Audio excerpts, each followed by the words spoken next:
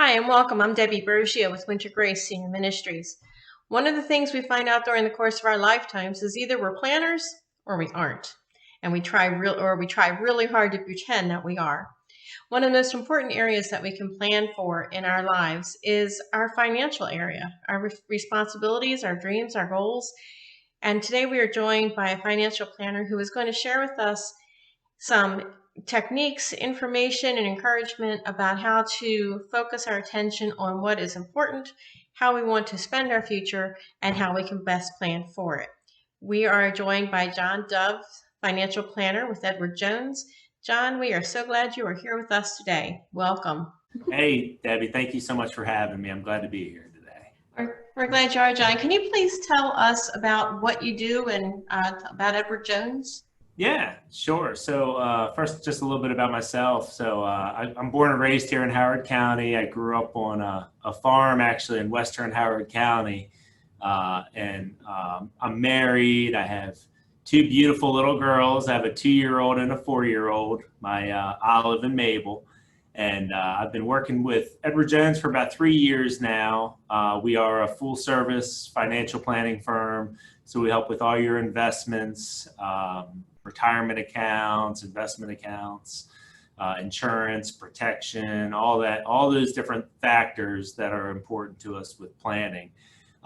And what we do is we sit down with our clients and what's most important for us is to understand what their goals are.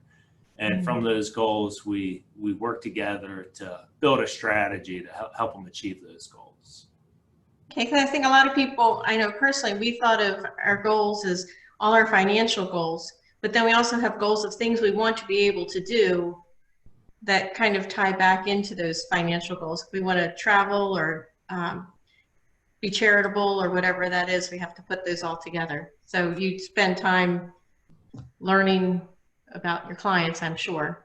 That's right. It always starts with that personal relationship. And whenever we meet with somebody, the first step is just getting to know them and understanding who they are and what's important to them. And like you say, maybe traveling is important, but then you might have somebody else who, you know what, they don't want to travel, they want to stay at home, and charitable giving is most important to them. So everybody has their own goals and ideas about how they want to spend maybe their retirement, as well as, early on in life, they might be planning for their children's education, or they might be planning for, in my case, I might be planning for 2 weddings down the road. So we all are planning out these different things. And so when I meet with my clients, the first step is to get to know each other, make sure that we're a good fit, because we want to do business with people that we like and that we trust and that we know.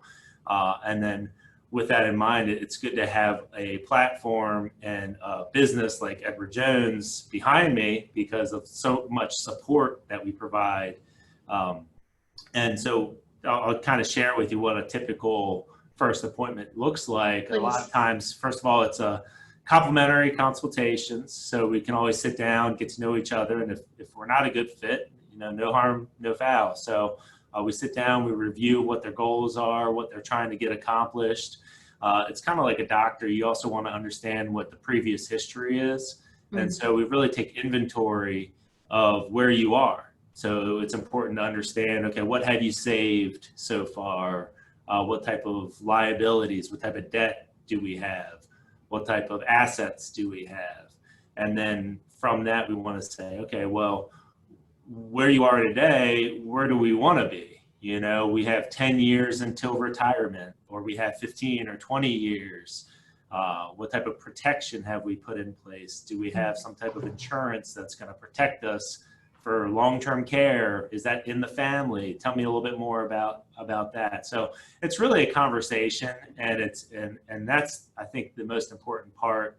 And that's what really, I think, sets me apart from a lot of others is we want to feel comfortable. A lot of people don't like talking about finances. It makes them feel uneasy and uncomfortable.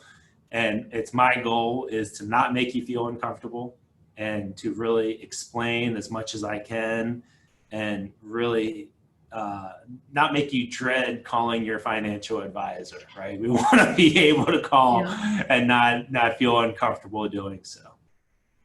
So John, these last 6 months, I imagine, have changed how you've been doing business, so to speak. How have you adapted to our current situation? Yeah, it's been definitely a change.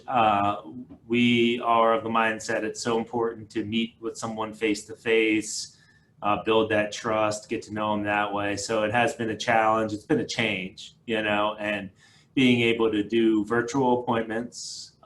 Zoom has been great to be able to do client appointments and be able to do prospective client appointments as well through Zoom. But some things I've done more is doing webinars. So providing webinars, providing education to those who can attend some of those Zoom meetings or those Zoom conferences, and being able to just kind of talk about what's going on in the economy right now, talking about also, the election coming up and the pandemic and current events, and how does that all impact your investments, so that you can make the best educated decisions on how to handle your goals, and maybe don't make rash decisions, don't make major changes, is probably the best advice that we could do, is go off of, take your time before you make a major decision.